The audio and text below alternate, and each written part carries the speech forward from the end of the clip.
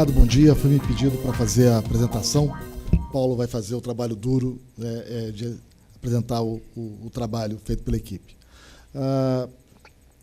O tema de regulação é dos temas mais complexos que tem. No caso da saúde, é particularmente difícil. Minha formação original é em teoria econômica. Muitos anos atrás, orientei uma tese de doutorado e fiz alguns trabalhos sobre a economia da saúde e tentei uma vez formalizar esse modelo da saúde, levando em conta toda a simetria de informação que envolve pacientes, prestadores de serviços, plano de saúde, e é certamente os setores mais complexos, e até por isso não existem soluções uniformes na regulação mundial. À medida que você avalia os diversos países, as diversas experiências, todos enfrentam problemas, todos enfrentam dificuldades. O problema do custo, da tendência de aumento de custo da saúde é um fenômeno irregular, assim como a contrapartida da melhora da tecnologia e da qualidade de vida. O tema da regulação é complexo e a regulação, muitas vezes, ela acaba sendo penalizada por iniciativas bem intencionadas que procuram enfrentar os problemas de uma maneira mais direta, mais simples, mas que acabam gerando malefícios onde se pretendia gerar benefícios. E a experiência brasileira recente é particularmente grave nisso. O Brasil tem buscado construir uma política de saúde há muitos anos. Felizmente, a agenda social entrou na política pública, sobretudo a partir da Constituinte de 88, mas, infelizmente, nos últimos 20 anos, apesar dos imensos aumentos de gastos nas diversas políticas públicas, o mesmo não tem ocorrido com a qualidade da política pública. O Brasil teve grandes avanços nas últimas 2 décadas, a universalização do ensino fundamental, por exemplo, mas, infelizmente, a qualidade da política pública não teve o mesmo resultado. E o Brasil hoje vive uma crise grave. O Brasil vive uma grave crise fiscal. A carga tributária brasileira, que passou de 25% em 91 para 35% ano passado, não foi acompanhada por melhora da qualidade da política pública. Infelizmente, o Brasil hoje já tem uma carga tributária equivalente à de vários países desenvolvidos e superior à dos demais países em desenvolvimento, sem, no entanto, ter conseguido superar desafios básicos como o da educação e da universalização da saúde. O tema da regulação é complexo. Ele requer análise cuidadosa. Saídas fáceis, muitas vezes, são contraproducentes, por mais tentadoras que sejam. Conhecer a experiência de outros países, conhecer as dificuldades, experimentar, fazer análise controlada dos eventos, tratar a saúde pública como a gente trata os medicamentos, com experimentos, com controle.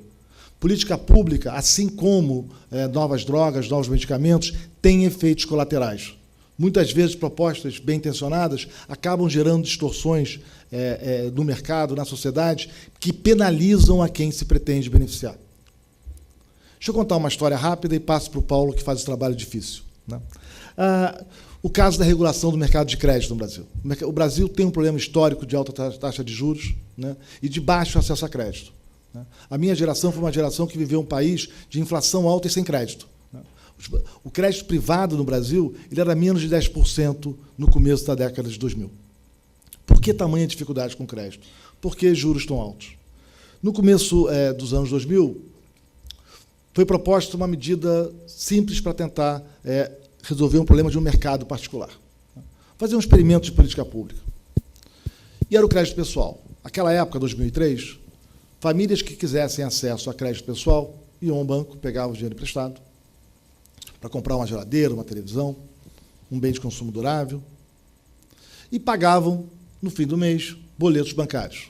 O crédito pessoal tinha uma taxa de juros de 7% a 8% ao mês naquele período. Uma taxa muito elevada de juros e com qualquer comparação internacional. O Brasil tentou tabelar juros durante muito tempo. Isso resultou em baixo crédito e taxa de juros ainda maiores nos mercados livres. Aliás, o Brasil hoje tem metade do seu crédito direcionado com taxa de juros abaixo da preço de mercado, o que resulta em taxa de juros extremamente elevadas para o resto da sociedade. E aí, à época, foi proposta, por que os juros eram tão altos? Por que a taxa de juros era? Porque era 8% de juros ao mês. Tem sempre a saída fácil, que é tentar achar um vilão para a história. O lucro é muito alto, tem algum... Quando você decompõe as razões pelas quais a taxa de juros no Brasil é tão alta e era tão alta naquele mercado em particular, a principal razão pelo qual os juros eram tão altos é porque os custos eram muito altos. Não era porque as margens de lucros eram maiores que os demais setores da economia, mas era porque os custos de realização de operação de crédito no Brasil eram particularmente altos. Há a questão da tributação. O Brasil é um país que se diferencia do resto do mundo por uma excessiva tributação no comércio de bens e serviços. O mundo, em geral, tem 2/3 dos impostos são impostos sobre a renda e 1/3 é impostos sobre bens e serviços. O Brasil é o contrário. No Brasil, a maior parte dos impostos é sobre a intermediação de bens e serviços. Isso torna toda a compra de bens e serviços muito cara no Brasil. Isso explicava um pedaço. A parte tributária explica um pedaço do custo de intermediação. O maior custo de intermediação de crédito, no entanto, é a inadimplência.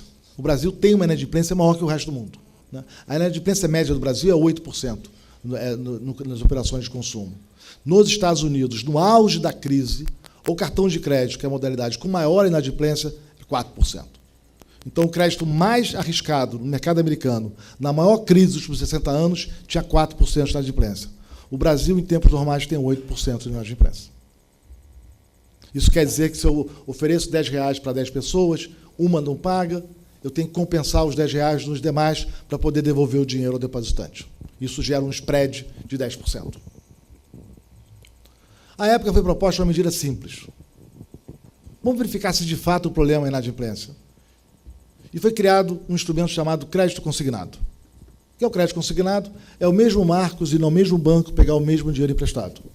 Só que, ao invés de eu pagar o boleto no fim do mês, a minha dívida é deduzida da minha folha salarial. É um débito em conta corrente, que a gente faz todo dia. Qual é a vantagem desse débito em conta corrente? A inadimplência é menor. Na medida em que o valor da dívida é deduzido do meu salário, o risco de eu não pagar a dívida amanhã se reduz. Eu só vou deixar de pagá-la se eu perder o emprego. Isso permite uma melhor seleção dos clientes que vão tomar dinheiro emprestado. Porque aquele que tem dúvida se vai pagar a dívida ou não, não vai mais tomar o dinheiro emprestado, porque essa dúvida vai deixar de existir. Se resolve o problema de seleção adversa do mercado, selecionando melhores os clientes que vão tomar o dinheiro emprestado. Portanto, a taxa de inadimplência esperada cai. Da mesma maneira, o risco moral, tão frequente na medicina, na saúde, da escolha pelo não pagamento de dívida também se reduz, porque essa escolha deixa de existir. Na época do governo, eu estava no governo na época, houve um grande debate. Será que o consignado vai reduzir os juros ou não? Lembro de alguns amigos do governo falando, Marcos, tudo bem, a gente entende, inadimplência é um custo, isso certamente o consignado vai reduzir a inadimplência, mas isso vai virar lucro de banco. Né? Vamos fazer a política. Reduzir custo é bom, reduzir inadimplência é bom. Fazer a política, vão avaliar o seu resultado, vão monitorar. E a política o crédito consignado foi criado em 2003. Né? A taxa de juros, que era 8, foi para 3, agora está em 2. E nunca mais subiu. A maior concorrência bancária resultou que os menores custos de inadimplência se traduzissem em menores taxas de juros para os clientes. Muitas vezes, medidas simples regulatórias, que enfrentem os problemas de assimetria de informação, que enfrentem os problemas de incentivo, podem ser eficazes na redução dos custos, que se traduzem em melhores serviços e menores preços para os clientes. Para fazer a parte difícil e falar do caso da saúde, convido meu colega Paulo Furquim. Muito obrigado. Eu agradeço o convite aqui feito pelo IES. É um prazer compartilhar essa manhã aqui com vocês e também com meus colegas, o Bruno, o Paulo Corrêa. E eu tenho aqui para apresentar um estudo que foi feito pelo INSPER sobre esse setor. Os exemplos agora que o Marcos contou se encaixam muito bem nos problemas que se encontram na saúde suplementar, seja por ser um problema também de falha de mercado, um problema de informação, e que também para o qual existem algumas soluções possíveis que passam em atacar esse problema e não tentar atacar sintomas desse problema. Essa pesquisa foi feita por uma grande equipe, todos aí listados, né? Vários aqui presentes hoje assistindo. E primeiro eu vou apresentar uma síntese do que fizemos. Recebemos assim esse desafio de endereçar uma questão que é quais são de fato aqui as causas de perdas no sistema de saúde suplementar, né? Onde estão as fontes de desperdício nessa cadeia produtiva? A ideia desse diagnóstico é que, o pano de fundo é que existe já um gasto considerável na saúde, obviamente que seria desejável ter recursos mais abundantes para a saúde, mas já existe percentualmente em relação ao PIB um certo gasto. E a questão é, será que podemos ser mais eficientes com esse mesmo gasto? Quais são algumas indicações de propostas de política que podemos fazer também? E, sendo um spoiler de mim mesmo aqui, já contando um pouco do final dessa história, o que ocorre nesse setor é, de um modo bastante mais sofisticado que normalmente se coloca, que há uma relação de assimetria informacional entre o médico e o paciente, que gera seleção diversa Monroe-Hazard. Existe isso, obviamente, mas existe uma relação muito intrincada de contratações ao longo da cadeia produtiva inteira. E dessa relação intrincada surgem diversas perdas que vêm por incentivos, chamados incentivos perversos, que distorcem determinadas decisões. Ao distorcer essas decisões, geram perdas. Então, a ideia aqui é tentar mapear tudo isso hoje. Eu vou procurar fazer isso num tempo razoável. E, de um modo geral, essas perdas têm uma série de consequências. Uma consequência, talvez a mais dramática, a própria saúde e a eficácia do tratamento podem se comprometer por essas distorções de decisões, né? Depois tem, é claro, a consequência mais evidente, que é um aumento dos custos. Isso está relacionado certamente a essa inflação de custos que a gente tem observado. E, mais interessante ainda, tem um problema aqui de concorrência. O mercado acaba não conseguindo funcionar muito bem para induzir os incentivos para que os seus participantes busquem menores custos e uma maior qualidade, que é o mecanismo típico de um bom funcionamento de mercado, um incentivo para que cada uma das partes procure o menor custo possível e uma melhor qualidade.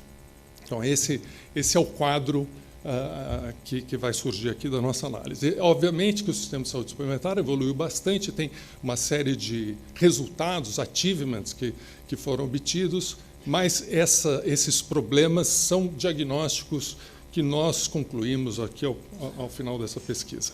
Bom, essa pesquisa foi feita em todos os elos da cadeia produtiva. O dia de hoje tem um foco aqui em OPMS. Nós vamos fazer um panorama geral da cadeia, até porque, e esse é das nossas proposições ao final, o problema de OPME, na verdade, ele é muito agravado por problemas também que ocorrem na frente dessa cadeia produtiva. É toda essa relação contratual que gera os incentivos que vão terminar em ocorrências como a que vocês viram naquela matéria veiculada pelo Luiz Carneiro, do IES. Fizemos uma análise de dados das diversas fontes disponíveis, porém, para o nosso foco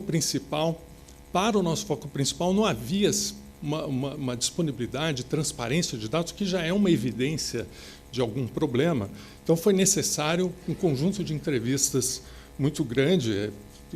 Entrevistamos todos os representantes aqui dessa cadeia produtiva. Fizemos 18 entrevistas presenciais, um total de 24 horas de entrevistas, a nossa equipe se dividindo, procurando obter essas informações. Aqui já apareceu um sintoma. O resultado dessas entrevistas é muito conflitante. Então, conforme a posição da cadeia produtiva, as pessoas têm percepções do problema, proposições são absolutamente distintas. Ou seja, o conflito aflora até na atividade de pesquisar, você já observa o conflito no primeiro momento. O que torna também difícil a atividade de pesquisa, porque como é que a gente vai conciliar opiniões que são tão divergentes? Então, a nossa opção foi se basear em fatos, se basear em opiniões que são consensuais e, sobretudo, na teoria econômica, para conferir lógica a todo esse contexto da cadeia de saúde suplementar. Bom, essa é a estrutura aqui da apresentação. Eu vou primeiro passar muito rapidamente aqui por esse pano de fundo. Hoje, cerca de 10% do PIB brasileiro é o gasto total de saúde, mais ou menos metade para a saúde suplementar e metade para a saúde pública. Isso é um valor considerável, né? Isso aqui corresponde à soma do PIB de 3 países vizinhos aqui, aproximadamente o valor da indústria brasileira, gerado pela indústria brasileira, que é 11%.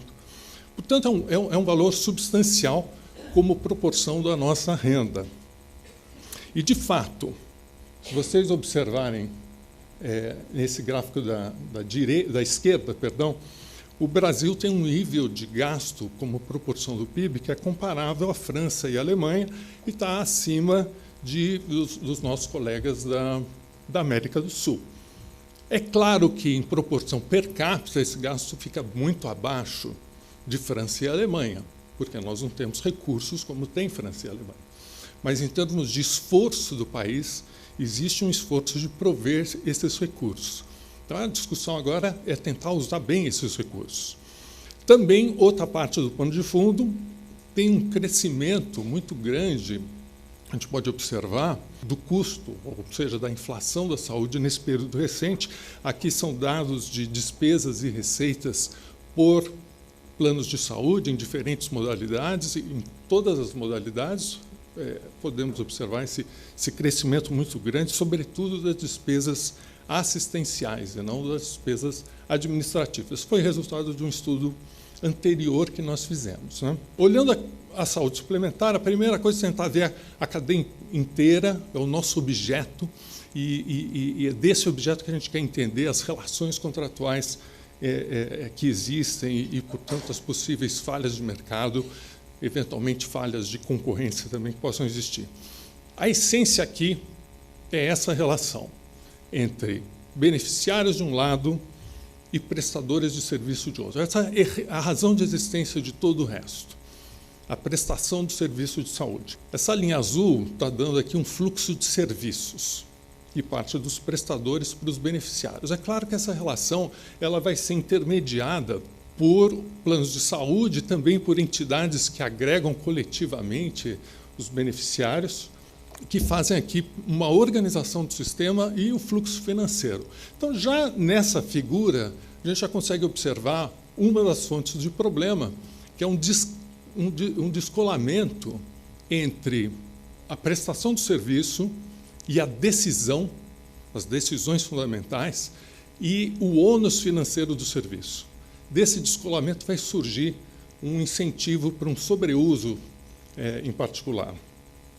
Mas a gente tem essa cadeia para trás também, com fluxos financeiros e fluxos de serviço, que são aqui o caso dos distribuidores, que fazem essa intermediação entre fornecedores de materiais, equipamentos e de medicamentos, né?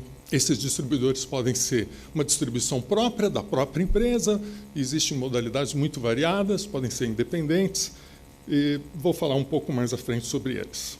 Tudo isso está sob um manto regulatório de diversas entidades, desde a Anvisa, mas judiciário com papel muito importante, as associações, e CAD e ANS. Dado o tempo reduzido que nós temos aqui, eu vou fazer uma exposição muito sintética. Teremos oportunidade no futuro para uma discussão mais aprofundada desse estudo e, sobretudo, nas implicações de política que vão decorrer deles. Bom, principalmente as características de cada elo, vou passar muito superficialmente, a ideia é só destacar alguns pontos relevantes. Vamos começar da ponta, beneficiários. Desses beneficiários, tem uma característica importante, que é a transição demográfica e epidemiológica, um crescimento de morbidade, aumento de expectativa de vida. Isso gera uma pressão de custos sobre o sistema. Hoje, ele representa já 25% da população brasileira. A gente já pode dizer que ele é essencial já para o sistema público.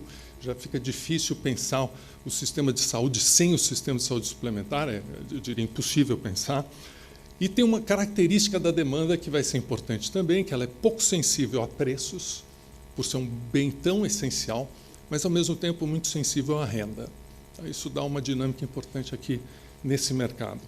Com relação às operadoras, tem um potencial de crescimento muito grande. Veja que 25% da população é atendida, mas o que temos observado é uma estagnação recente, principalmente por efeitos da crise, que já pegam o setor, mas também essa pressão de custos.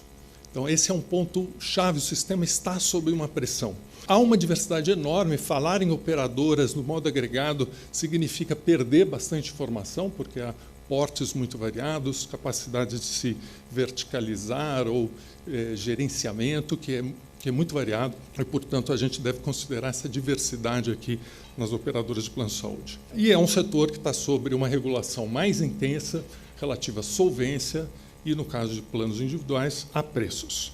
Bom, esse gráfico aqui mostra para a gente bem essa tendência de um crescimento muito grande nesse setor. Essa linha amarela aqui está dando a taxa de crescimento, né?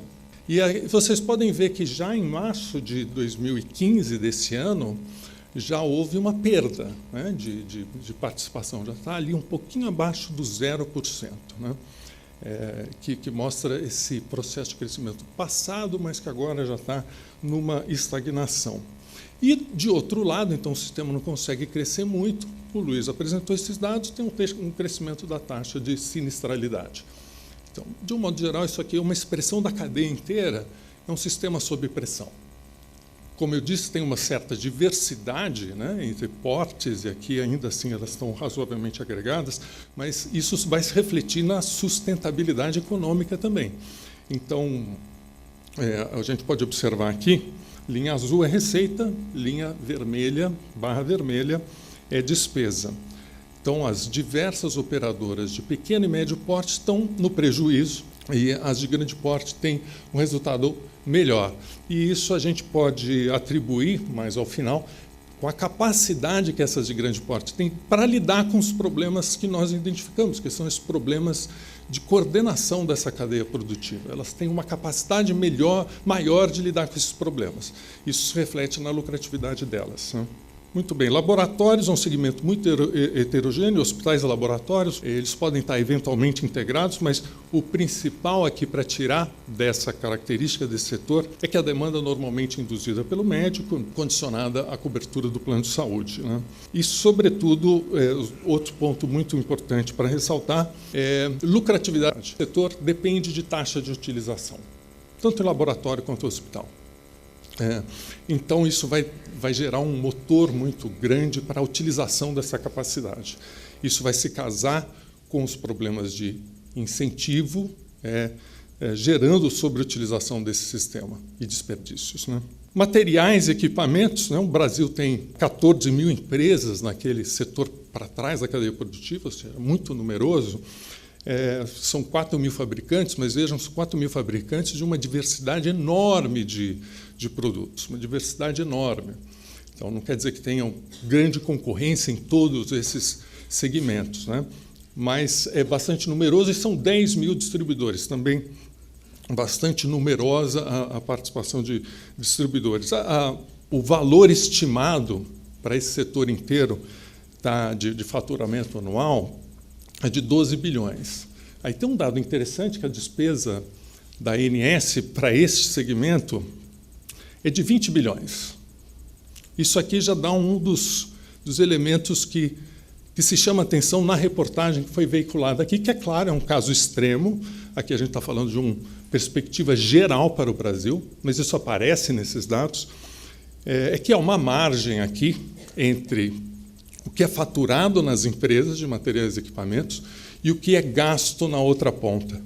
E isso, há um componente de serviço, em alguns casos, que exige um serviço especializado de colocação desses equipamentos, mas boa parte disso é margem. E é interessante entender a origem dessa margem. Por que ela existe? Será que é falta de concorrência? Se notamos margens altas, a primeira coisa que se pensa em economia pode ser falta de concorrência. Como a gente vai notar, não exatamente por número de participantes e de empresas concorrentes, mas por imperfeições no funcionamento desse mercado. Então, vamos olhar essas imperfeições. Olhar primeiro, vamos separar isso em duas partes. Parte da frente da cadeia produtiva, parte de trás da cadeia produtiva. Na parte da frente da cadeia produtiva, temos aqui beneficiários, essa relação que já foi apresentada por vocês, com uma separação de fluxo de serviço e fluxo financeiro. Mas o fundamental aqui, e que eu acho que é o principal elemento para levar para casa, é que nós temos aqui duas decisões principais aqui. Uma decisão que é da contratação do plano, uma relação entre a operadora de plano de saúde e beneficiários, E aqui, para se destacar também, a predominância do modelo fee-for-service, ou conta aberta, e do lado da demanda, a escolha, né, do beneficiário, olhando o preço do plano de saúde, a rede credenciada. Essas características são importantes, ter uma medida da qualidade do que lhe é ofertado na rede credenciada. Ele tem alguma informação sobre isso, mas é pouca informação de natureza pública sobre isso. Então, na hora que um beneficiário opta por um determinado pacote com uma determinada rede credenciada, ele tem relativamente pouca informação sobre a qualidade de todos os hospitais que estão naquela rede e a qualidade de todos os médicos que estão naquela rede. Se ele não tem essa informação acurada, ele não vai poder exercer a sua decisão de modo também acurado. Isso vai gerar um problema concorrencial, que é não estimular o aumento da qualidade, a redução de custos entre os prestadores de serviço. Então, aqui tem um primeiro problema que se nota na contratação do plano. E a segunda decisão, e aqui vai estar uma fonte talvez mais importante, é a utilização do plano. E aqui é uma decisão entre médico e paciente, não mais entre o operador e o beneficiário, né? Aqui, obviamente, tem uma informação assimétrica grande, uma elevada deferência ao médico, e, essencialmente, quem decide aqui não é quem vai pagar pela intensidade de utilização. Isso é decorrência natural de incentivos a haver uma sobreutilização se não existe um ônus econômico associado àquela decisão, né? É uma decisão que vai olhar, sobretudo, o estado do paciente ou o bem-estar até do médico, né? Então, ali tem as duas partes olhando os seus resultados, né? Então, pode dar, obviamente, uma distorção de diagnóstico. Consequências, tem uma sequência aqui de desperdícios, é um nome utilizado aqui no próprio setor, né? Excesso por parte dos beneficiários, um percentual significativo de consultas agendadas que não são realizadas, isso é uma série de evidências que já foram colhidas. Segundo a ANS, 30% dos exames não são sequer retirados. Só para fazer uma conta simples, os exames estavam há pouco 16 bilhões de reais por ano. Se nós reduzíssemos esse desperdício de 30% para 5%, ou seja, uma queda de 25%, haveria um ganho de 4 bilhões por ano. Só nessa pequena parte de desperdício. Desperdício 1. Desperdício 2 vai estar no prestador de serviço, aí é a demanda induzida. E veja, eu não faço nenhum julgamento de moral aqui sobre médicos e hospitais. É simplesmente uma consequência do incentivo econômico presente e que afeta a decisão, se não de todos, e eu diria pelas nossas entrevistas que não afeta a decisão de todos os médicos e todos os hospitais, mas afeta de um número suficientemente grande para ter efeito na cadeia produtiva inteira. E, aliás, o maior prejudicado desse sistema todo são aqueles que não têm a sua decisão distorcida pelos incentivos financeiros, que fazem exatamente aquilo que seria, digamos, a decisão apropriada, mas acabam sofrendo as perdas da cadeia produtiva inteira pelo comportamento dos outros. Então, tem um excesso de procedimentos, sobreutilização de pronto-socorros e uma distorção que onera a cadeia produtiva. Esse aqui é apenas uma ilustração. Enquanto em médicos e leitos a gente tem no Brasil a gente tem um número próximo ao que é sugerido pelo Ministério da Saúde como número ideal, e no caso de equipamentos esse número é muito maior, e sendo que de 2007 para 2012, barra vermelha e barra azul, esse montante cresceu muito mais. Então, aqui é uma distorção evidente na intensidade de equipamentos no nosso sistema, um sistema de um país com uma renda per capita que não é tão elevada. Desperdício 3, adoção de tecnologia, é o problema um pouco mais sutil. Há um incentivo para um uso de tecnologias que privilegiam a qualidade sem consideração do custo. Algumas vezes até o uso em prejuízo ao paciente, se a distorção do médico for de tal ordem distorcida. Mas o fato é que existe a necessidade de um controle do rol. A ANS e o Ministério da Saúde avançaram em procedimentos para avaliação disso, mas o Judiciário tem tido um papel de tornar isso relativamente menos eficaz, né? Então, os problemas continuam existindo aqui. Isso gera um problema na indústria de tecnologia, porque se ela vende mais os produtos que geram aumentos de qualidade e não os produtos que geram queda de custo, ela vai investir no P&D, na pesquisa e desenvolvimento dos produtos que geram só aumento de qualidade, não investir em coisas que vão levar à redução de custos. Então, gera uma distorção para trás na indústria de equipamentos. E, finalmente, algo que é bastante importante aqui são os excessos que nós observamos, né, nos desperdícios 1 e 2, vão gerar um desperdício 4 aqui, que são as estruturas de controle. Então, a conta do hospital, o plano de saúde vai querer verificar esses excessos. A conta do hospital virou algo de difícil tratamento, já é uma porcentagem razoável do custo do hospital e certamente do custo também das operadoras de plano de saúde, com presença de auditores, estruturas de verificação, etc. Isso culmina numa relação na cadeia produtiva muito conflituosa. Mas vamos olhar essa relação para trás aqui, que é muito importante. Meu principal ponto é que aqui, obviamente, nós temos um problema sério. Esse problema tem implicações em custos e para a saúde do paciente, mas ele não seria tão grande se não fosse o primeiro problema. Daí a necessidade de apresentar o primeiro problema. Vamos olhar primeiro a relação de médicos.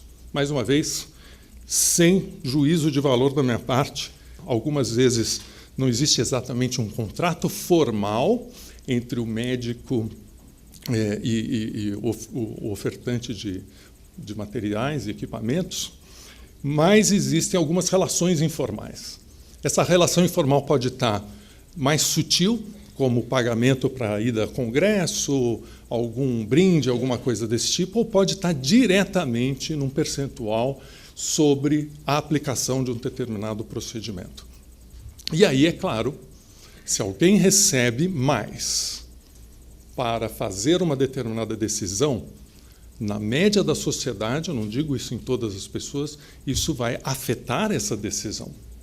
E vai afetar essa decisão, deslocando a decisão daquela que seria a melhor solução para o paciente, para uma decisão que, se é diferente, vai ser pior para o paciente, por definição. Portanto, essas são as consequências que incidem sobre a cadeia produtiva. Tem um efeito sobre a saúde do paciente e sobre custos. A adesão a diretrizes médicas atenuaria esse efeito. Mas observamos que não existe uma adesão como seria desejável, dadas as características desse sistema. Olhando agora hospitais e partes de laboratórios de medicina diagnóstica, e as relações existentes não são muito distintas da do médico. A diferença principal é que existem contratos, algumas vezes são contratos diretos, outras vezes são relações contratuais do distribuidor com o hospital, em que o ofertante de máquinas e de equipamentos e materiais não tem uma ingerência direta. Boa parte da distribuição, cerca de 3/4, se dá por essa forma indireta, portanto, sem a participação direta do ofertante de materiais e equipamentos. Muito variadas essas modalidades, é muito complexo estabelecer um padrão. Eu diria até que seria um erro regulatório tentar impor um padrão aqui, por conta da diversidade e complexidade de equipamentos que podem exigir formas de distribuição que são ou uma distribuição direta ou uma pessoa dentro do hospital que oferece também um serviço. Ou seja, de fato uma oferta complexa, mas o principal aqui é que boa parte desses contratos envolve uma comissão ou, se preferirem, uma margem. E, mais uma vez, é um resultado da teoria econômica. Se há uma margem que decorre de um determinado comportamento, esse desenho vai afetar esse comportamento. Em que direção? Na direção que o afasta daquele que seria o comportamento apropriado, na ausência desse incentivo. Então, mais uma vez, prejuízo ao paciente e excesso de gastos. Isso ocorre, é agravado também por uma falta de transparência. As consequências aqui, na distorção, mas a grande questão é a seguinte: mas por que o hospital se sujeita a alguma vez comprar um produto pior e mais caro, que que foi exatamente o que nos foi relatado em algumas entrevistas. Isso não ocorre no setor automobilístico. Compras no setor automobilístico são exemplares em termos de buscarem eficiência e custo. A grande diferença aqui é que o hospital ele não incorre no ônus de escolher errado. Aliás, logicamente, do ponto de vista econômico, ele está escolhendo certo, está aumentando a sua rentabilidade. Nesse sentido, é a escolha certa, privadamente. Mas por que ele não sofre o efeito de ter um produto que está mais caro e de pior qualidade? Porque essa informação não vai para frente e não há uma concorrência na parte da frente da cadeia produtiva que leva a uma escolha de hospitais conforme a qualidade. Se houvesse uma pressão em cima da qualidade do hospital e do custo do hospital, ele teria todo o incentivo a ele próprio hospital em fazer a melhor compra possível. Então, isso é um mecanismo de incentivo que me parece mais apropriado para uma cadeia produtiva complexa como essa do que alguma interferência que tente impor um determinado arranjo contratual na cadeia produtiva. Obviamente, nós temos aqui excessos e riscos aos pacientes. Algumas evidências, 20% a 40% do faturamento de distribuidores fica com médicos, então, não só é um relato de entrevistas, mas isso aqui já recebeu uma evidência adicional. 45% do faturamento do hospital decorre de materiais e medicamentos, é também uma proporção, tá na margem. Então, isso está relacionado com a distorção de comportamento. Portanto, há um grave quadro aqui de demanda induzida, mas, sobretudo, porque o hospital também não está ganhando por ter mais qualidade e ter menor custo. Então, estou tomando essa decisão. Eu vou caminhar agora para o final e me permitam, eu vou mais rapidamente aqui pelo judiciário. É um grande problema, eu acho que merece uma análise depois à parte, um seminário inteiro à parte aqui para o judiciário, porque ele tem, de certo modo, mitigado alguns avanços na área regulatória que acabam não acontecendo na cadeia produtiva por conta de um excesso de intervenções. Só para vocês terem uma ideia aqui de números, a gente tem praticamente 400 mil ações. É um sistema regressivo, em que sentido? Os mais dotados, com maior capacidade de utilizar o judiciário, que vão extrair muitos recursos desse sistema, em prejuízo daqueles que têm menor capacidade de usar o judiciário.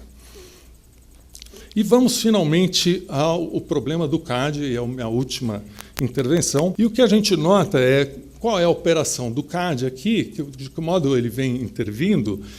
Há umas intervenções pontuais, e algumas delas são mais controversas, e outras, eu diria, mais consensuais, certamente consensual, aplicou uma multa enorme sobre o cartel de gases industriais, que prejudicava a cadeia produtiva inteira. Isso é um cartel, é uma supressão sumária à concorrência, e assim foi punido. O judiciário, aliás, numa decisão bem recente, reviu e anulou essa decisão do CAD, então mais um elemento aqui para colocar para o judiciário.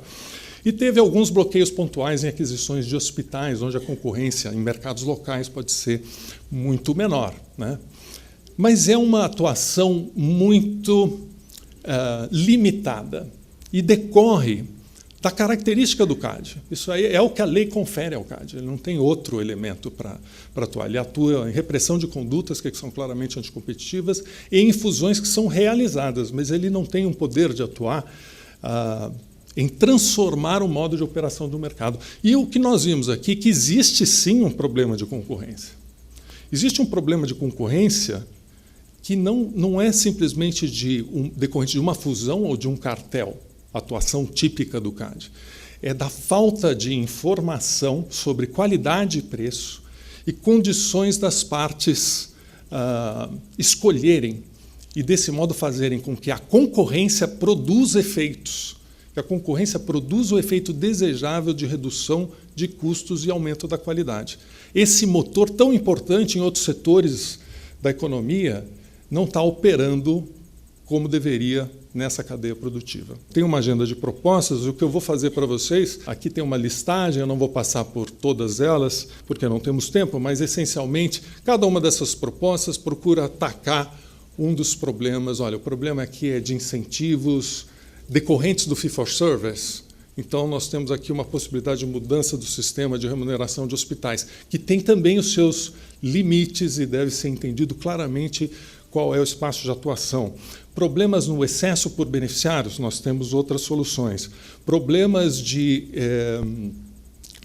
sobreprescrição por parte de uma equipe médica ou de um médico, segundo opinião, vai nessa direção também.